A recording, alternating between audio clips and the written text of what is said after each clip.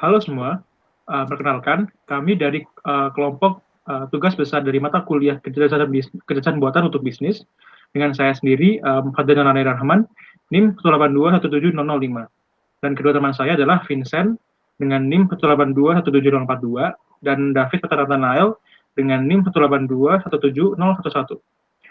Pada kali ini, kami akan menjelaskan mengenai tugas besar kami untuk mengembangkan sebuah sistem AI untuk dapat memprediksi harga suatu rumah.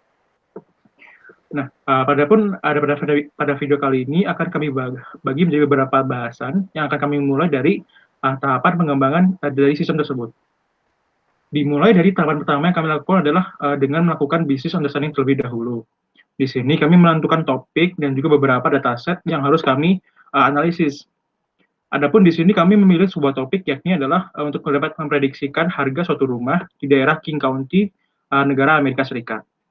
Di sini kami menggunakan datasetnya adalah terkait dengan dataset untuk penjualan rumah di daerah tersebut, dengan secara keseluruhan dataset tersebut terdiri atas 21 kolom atau 21 fitur dengan jumlah baris sebanyak 21.613. Nah, adapun untuk masing-masing fitur itu merupakan fitur yang mendefinisikan properti atau deskripsi dari suatu rumah, seperti ID, kemudian date, yaitu adalah tanggal rumah terjual, price, harga target yang dijual dari rumah tersebut, kemudian jumlah kamar tidur, jumlah kamar mandi, kemudian luas bangunan dalam square feet, kemudian luas tanah dari rumah tersebut, kemudian adalah jumlah lantai, kemudian terdapat waterfront yang merupakan properti informasi mengenai apakah rumah tersebut memiliki aset terkait view terhadap perairan. Kemudian terdapat fitur juga view yang merupakan penilaian untuk rumah tersebut dari secara luar. Condition adalah penilaian untuk hasil kondisi dari rumah tersebut. Kemudian terdapat grade adalah fitur dari penilaian yang diberikan oleh pemerintah. Kemudian square feet above dan square feet basement merupakan informasi fitur yang mendefinisikan berapa total luas rumah, bangunan rumah yang ada di atas maupun di bawah tanah. Sedangkan year rebuild dan juga year renovated merupakan keterangan informasi mengenai kapan tahun rumah dibangun dan kapan tahun rumah direnovasi terakhir kali. Kemudian zip code merupakan informasi mengenai kode pos. Lat long adalah kondisi koordinat dari rumah tersebut, dan terakhir adalah terkait dengan kondisi informasi square foot dari rumah tersebut pada tahun 2015. Nah, berikut merupakan gambaran dataset dari perumahan yang ada di daerah King County tadi. Di sini terdapat 21 fitur tadi yang setelah saya jelaskan. Nah, berdasarkan analisis dari dataset tersebut, kami mendefinisikan suatu problem untuk mengembangkan sistem ini. Di mana di sini adalah terdapat suatu subjek yang ingin menjual rumahnya. Namun, ia tidak tahu nih berapa harga rumah yang sesuai untuk harga rumah tersebut, untuk properti yang dia miliki. Nah, agar rumahnya bisa dijual dengan harga yang layak, maka ia memerlukan suatu sistem yang dapat memperkirakan nih harga yang pas dan sesuai untuk fasilitas tersebut. Nah, pertanyaannya adalah bagaimana menentukan harga jual rumah yang tepat untuk diletakkan di listing properti ini sesuai dengan spesifikasi yang dimiliki oleh subjek tersebut. Nah, berdasarkan dari problem ini, kami menentukan suatu matriks yang harus diselesaikan oleh sistem yang kami buat. Di sini kami menentukan adalah berupa prediksi harga jual rumah berdasarkan spesifikasi atau fasilitas yang dimiliki oleh rumah tersebut. Adapun masalah analytics-nya adalah kami mendefinisikan bahwa problem yang kami analisis merupakan problem yang bersifat prediksi yang harus diselesaikan dengan solusi berupa regresi.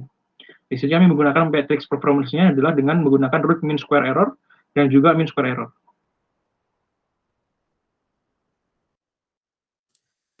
Kemudian tahap kedua dari pengembangan model ini yaitu adalah data understanding. Jadi di data understanding ini kami mencoba memahami setiap fitur dari dataset yang kami punya saat ini.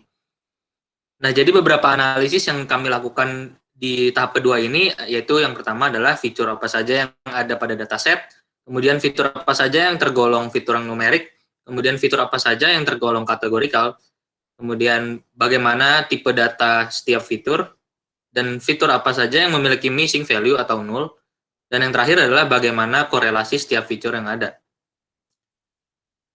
Nah, seperti dijelaskan di awal tadi, dataset ini memiliki beberapa fitur, seperti yang sudah dijelaskan pada tahap pertama tadi. Tapi secara umum, dataset ini merupakan spesifikasi dari rumah-rumah yang ada di King Country. Kemudian kami coba kelompokkan menjadi beberapa beberapa kategori. Yang pertama itu fitur informasi general rumah, seperti fiturnya dapat dilihat di layar. Kemudian fitur spesifikasi bangunan, serta fitur informasi penilaian rumah. Kemudian, dari dataset ini, kami menggolongkan lagi, yaitu yang pertama itu fitur yang tergolong numerik. Dari dataset ini kami mendapati fitur yang tergolong numerik itu ada fitur bedroom, floors, year built, dan year renovated.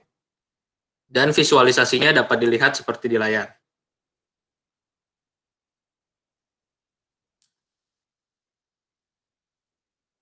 Kemudian, kelompok kedua adalah fitur yang tergolong kategorikal. Nah, fitur ini tuh yang kami dapati itu ada beberapa view, condition, grade, dan waterfront dengan visualisasi seperti di layar. Dan juga distribusi setiap fitur yang ada di sini, ada di dataset ini seperti ditunjukkan di layar. Kemudian, setelah kami analisis dari tipe datanya, setiap fitur ini memiliki 15 tipe data integer, 5 tipe data float, dan 1 tipe data string. Kemudian, saat kami lihat juga, semua baris yang ada di dataset ini tidak memiliki satupun nilai 0 atau missing value.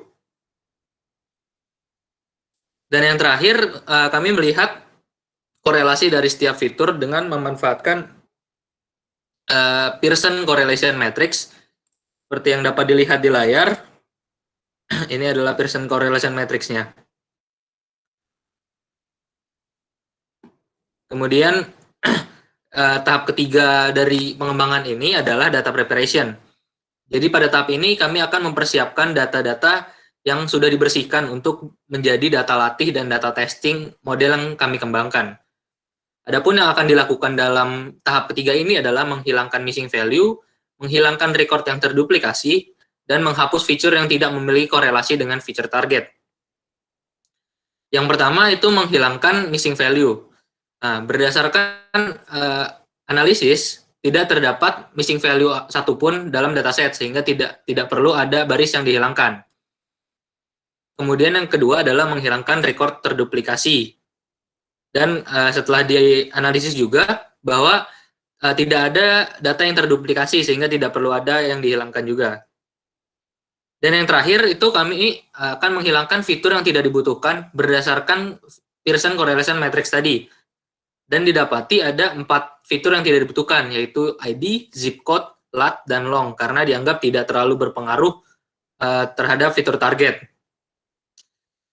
Setelah itu kami mendapati hasil dataset yang sudah dibersihkan. Selanjutnya kita masuk ke bagian modeling. Nah, di bagian model ini kita melakukan proses pemodelan kecerdasan buatannya akan menjadi solusi penyelesaiannya. Nah, karena tadi telah disebutkan bahwa masalah ini adalah masalah prediksi, maka modeling yang cocok adalah regresi. Nah, beberapa jenis model yang kami gunakan di sini ada 3, yaitu simple linear regression, multiple linear regression, dan polinomial. Dan sementara di sini untuk evaluasinya kami jadinya menggunakan RMSE, R-square, sama K-fold cross validation. Nah, di dalam modeling juga akan dilakukan proses pembagian dataset training dan testing. Jadi mula-mula kita akan mengimport library, dan di sini sebenarnya dibuat suatu tempat untuk evaluasi supaya mudah dilihat sih. Jadi kalau ke modelingnya langsung, yang pertama ada simple linear regression. Nah, di sini karena tadi kita telah melihat bahwa korelasi paling tinggi dari fitur target price adalah fitur square living. Nah, maka dari itu di sini kami menggunakan fitur square living. Nah, jadi square living ini akan menjadi sebagai prediktor dan responsnya adalah price. Sementara untuk datasetnya akan kami bagi menjadi 80% data untuk training dan 20% data untuk testing. Hasilnya bisa dilihat di bawah. Jadi kalau simple regression ini akan mengeluarkan intercept sama koefisien, dan ternyata sebaran datanya setelah divisualisasi sebagai berikut, seperti pada gambar. Kemudian selanjutnya kami menggunakan multiple linear regression. Nah, di sini kami menggunakan 3 uji coba untuk membandingkan jenis regresi ini. Seperti tadi juga, data akan dibagi 80% data training dan 20% data testing. Jadi untuk kasus yang pertama, multiple linear regression 1, di sini kami hanya menggunakan 5 fitur pilihan. Nah, 5 fitur pilihan ini adalah fitur-fitur yang mengindikasikan biasanya orang nyari apa sih ketika nyari rumah, seperti besarnya rumahnya, besar halamannya, total kamar mandi, maupun lantainya. Dan hasilnya dia juga menghasilkan intercept dan koefisien dengan tabel evaluasinya. Dan ternyata di sini terlihat multiple regression saat ini lebih tinggi, lebih unggul dari simple linear. Dan ini adalah grafik aktual dan fit value-nya dari multiple linear regression 1. Lanjut ke yang kedua. Di sini juga sama. Di sini kami menggunakan seluruh fitur dataset, tapi datasetnya di sini kami iseng untuk mencoba dataset yang masih kotor, yaitu dataset yang belum lewat proses preparation. Dan hasilnya juga ada di bawah. Saat ini multiple linear regression ternyata lebih mengungguli. Selanjutnya yang ketiga. Nah, yang ketiga di sini kami menggunakan semua fitur dataset juga, tetapi di sini dataset yang bersih yang digunakan, berarti yang tadi sudah lewat proses preparation. Dan hasilnya ternyata di sini multiple regression 2 masih lebih tinggi. Gitu. Selanjutnya kami melakukan juga proses polynomial regression. Nah, di sini kami menggunakan beberapa uji coba juga, yaitu 3 kali uji coba. Yang pertama, 5 fitur pilihan dan degree-nya 2. Dan dataset yang dipakai adalah dataset yang bersih. Dan ternyata setelah diuji, ternyata polinomial belum bisa mengungguli multiple linear regression 2. Lanjut ke yang polynomial regression 2, di sini kami menggunakan 5 fitur juga, tapi degree-nya kami beri 3. Dan datasetnya yang bersih. Dan ternyata polinomial ini juga masih belum mengungguli multiple linear regression. Dan untuk yang terakhir, kami mencoba untuk melakukan regresi polinomial lagi dengan semua fitur di sini, tapi degree-nya 3. Gitu. Dan ternyata juga di sini belum sebaik multiple linear regression. Nah, setelah melihat evaluasi di sini, kami memilih untuk menggunakan multiple linear regression. Begitu, karena di sini terlihat root mean square error-nya paling kecil, dan R square-nya dia paling besar. Nah, kedua variabel tersebut yang akan menjadi evaluasi apa yang harus kita pilih di sini. Lanjut di bawah, kami sebenarnya kami mencoba-coba juga sih menggunakan model ANN, tapi di sini langsung ke bawah aja, dan hasilnya ternyata langsung di bawah. Hasilnya ternyata tidak terlalu bagus sih kalau di sini, karena dia masih cukup melenceng dari original place-nya.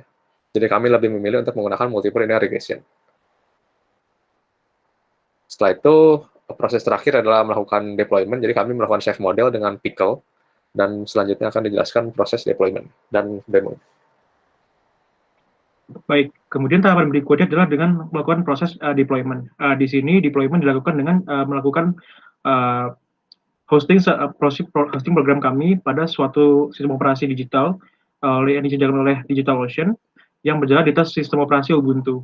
Di sini program kami jalankan berjalan di atas suatu program Docker. Nah, untuk program backend akan menggunakan library SWOT Flask.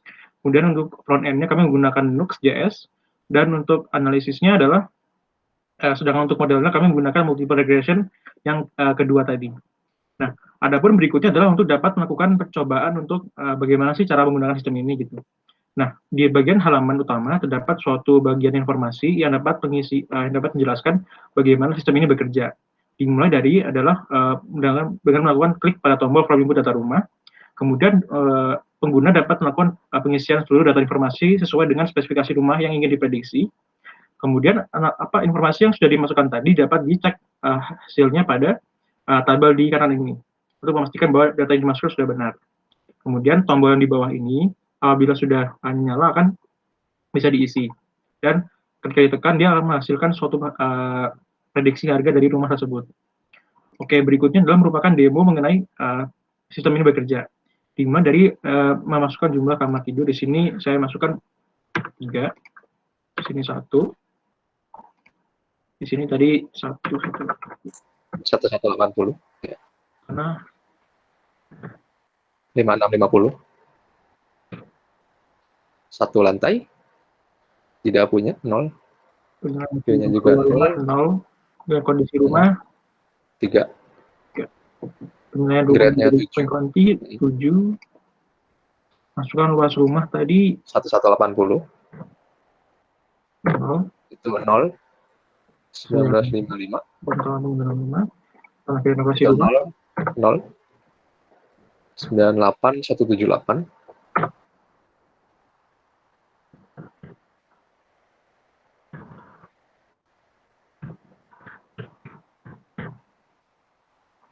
Itu 13.40. Itu 56.50. Jadi pada tabel di sebelah ini, seluruh informasi yang dimasukkan oleh pengguna pada tabel sebelumnya, pada form sebelumnya, sudah terisi sesuai untuk masing-masing atribut informasi. Kemudian pengguna dapat melakukan klik tombol submit dan juga predict now untuk dapat menghasilkan harga dari prediksi rumah ini. Di mana pada proses kali ini kami mendapatkan harga prediksi rumah tersebut adalah sekitar 209.000 US dollar. Ya, dan sebenarnya data yang tadi kami gunakan adalah suatu dataset di dalam data training dan fitur target price-nya itu yang sebenarnya ada 221.000 dan hasil yang kami prediksi adalah 209, jadi kurang lebih cukup akurat. Kemudian terakhir, apabila pengguna sudah selesai mendapatkan hasil prediksi rumahnya, pengguna dapat melakukan go home dan kembali ke halaman semula. Dan untuk sistem yang kami kembangkan ini juga sudah di-deploy di sistem di cloud server. Untuk halamannya adalah 139.59.169.6. Mungkin sekian presentasi tugas besar kecerdasan buatan untuk bisnis dari kelompok kami. Terima kasih atas perhatiannya. Sampai jumpa.